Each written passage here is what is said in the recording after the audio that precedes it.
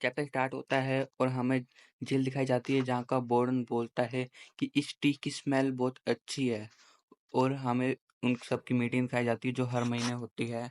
फिर वो वार्डन बोलता है कि ना पिछले महीने कुछ अनयूजुअल हुआ। फिर उनमें से एक ऑफिसर बोलता है हमको उन 4 लोगों को थैंक्स बोलना चाहिए जो अच्छा है कि चले गए क्योंकि इस बार कुछ भी अनयूजुअल नहीं हुआ है। फिर वो बर्डन अपने कप को पिचका के गुस्से में बोलता है वो बास्टर्ड।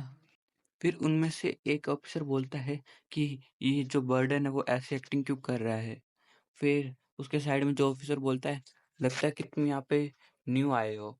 फिर वो ऑफिसर बोलता है क्या तुमने नॉइजी फ्राइडे के इंसिडेंट के बारे में सुना है। प्रिजनर नंबर 1394 2556 3799 और 428। जब से वो चारों लोग इधर पहुंचे गए थे ना तब से ना इधर जो हमारी ये फैसिलिटी है वो बहुत नीचे गिर गई और उन सब ने बहुत सारी दिक्कत भी खड़ी करी थी हमारे लिए। फिर दूसरा ऑफिसर बोलता है हाँ लेकिन पर अब तो वो सब चले गए ना। फिर वो पहले बोलता है यही तो बात है। फिर वो ऑफिसर आगे बोलता है जो बॉर्डन है ना उनकी वजह से बॉर्डन के करियर पे एक दाग लग चुका है कि ना वो बॉर्डन उनको हैंडल नहीं कर पाए। जो बॉर्डन है उन्होंने बहुत एक्सट्रीम जाके बहुत कुछ करा लेकिन फिर भी कुछ नहीं हुआ। फिर हमें बॉर्डन दिखाया जाता है जो बोलता है इतनी जल्दी छूट गए मॉडल कैदियों की वजह से।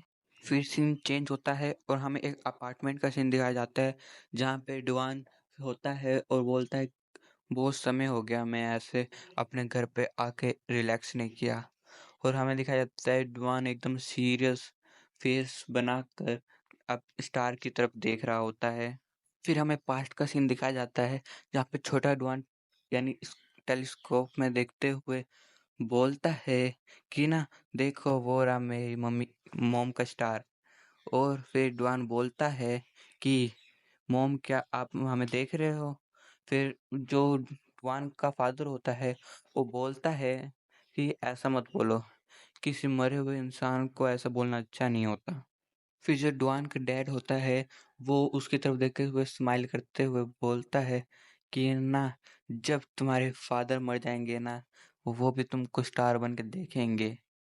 फिर डुआन उनको देखता है और बोलता है ये बहुत क्रीपी है। और फिर उसके फादर बोलते हैं क्यों। फिर हम वापस प्रेजेंट में आ जाते हैं जहाँ पे डुआन उधर ही अकेले खड़ा हुआ होता है और सोचता है कि ना 3 साल हो गए हैं उस एक्सीडेंट को हुए हुए। नहीं मैं उसको एक्सीडेंट नहीं बोल सकता ये किसी ने किया है। डुआन आगे बोलता है जो मेरे क्वेस्ट मिल रहे हैं उनके आखिरी में मेरे को पता चल जाएगा कि मेरे फादर की मौत क्यों हुई। और बस ये जानने के लिए मैंने बहुत सारी ताकत ली है टावर में जाकर। और डुआन किसी चीज को देखते हुए बोलता है हाँ और इसके लिए भी। फिर हमें दिखाया जाता है कि वहाँ सुबह हो जाती है और डुआन सो रहा होता है। फिर डुआन की आँख खुल जाती है और हमारी भाभी बोलती है ये ना तुम उठ गए तुम बहुत सोते हो। फिर डुआन एकदम हैरान होते हुए ब्लश करते हुए रहता है और जो जिन्सू होती है वो डुआन के चिपक जाती है और बोलती है कि एकदम ऐसा फील हो रहा है कि हम एकदम न्यू कपल्स है। फिर डुआन एकदम से दूर हटते हुए बोलता है तुम क्या हो। फिर जो जिन्सू होती है डॉगी स्टाइल में सॉरी सॉरी डॉगी स्टाइल नहीं यानी डुआन के पास आते हुए बोलती है मैं तुम्हारी वाइफ हूँ। फिर डुआन जोर से चिल्लाता है और हाँफते हुए बोलता है वो मेरे घर पे क्यों है। फिर डुआन हैरान होता है वो बोलता है आर्यन। फिर आर्यन बोलती है कि क्या तुमको कोई बुरा सपना आया। फिर डुआन आर्यन से बोलता है आर्यन तुम मेरे घर पे क्या कर रही हो। फिर आर्यन बोलती है वो वो मैंने सुना कि तुम वापस आ गए। फिर जिन्सू पीछे से डुआन को अचानक से हक करते हुए बोलती है तुमको पता है मैं तुम्हारे लिए कितना चिंता थी। और आर्यन भी आगे होती है तो उसका भी हक हो जाता है। और इस मोमेंट पे किसी को मजा आता है और जो हमारा डुआन बेचारा वो उसकी शक्ल ऐसी होती है जैसे उसके सामने उसने अपनी मौत देख ली हो। फिर जो डुआन होता है वो एकदम बेहोश सा हो जाता है। फिर अचानक से डुआन को होश आता है और दिखाया जाता है वो तीनों टेबल पे बैठे हुए होते हैं और आर्यन बोलती है क्या तुम उठ गए? जिनसू बोलती है तुम बहुत क्यूट सा वो हो। आर्यन आगे बोलती है मैं बहुत खुश हूँ कि तुम सेफली वापस आ गए इधर। फिर जिनसू भी बोलती है तुम्हें पता है मैंने तुम्हारा कितना ज्यादा वेट करा था। फिर डुआन बोलता है मेरे को माफ कर दो मैं बिना बताए ही एकदम से डिसअपियर हो गया था।